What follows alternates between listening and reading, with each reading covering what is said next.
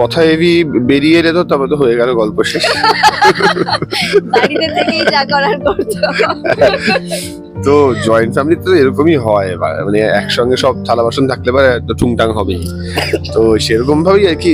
তবে হ্যাঁ, মানে এইটা একটা দেখো এই পুরো স্টোরি লাইনটার পিছনে একটা সোশ্যাল মেসেজও রয়েছে আর কি, যে প্রচুর মেয়ে যারা স্বনির্ভর হতে চাইছে, হয়তো বিভিন্ন কারণে হতে পারে না। ইনফ্যাক্ট আমাদের ফিল্ম ইন্ডাস্ট্রি থেকেই তুমি যদি ধরো, আমাদের ফিল্ম ইন্ডাস্ট্রিতে প্রচুর মেয়েরা আছে যারা ধরো আমাদের এখানে এসে কাজ করতে চাইছে, কিন্তু তার জন্য এখানে স্টুডিওয়ে আসতে হবে, কিন্তু তার মধ্যে একটা অদ্ভুত ট্যাবু রয়েছে যে না না স্টুডিও পাড়ায় আবার মেয়ে কি যাবে।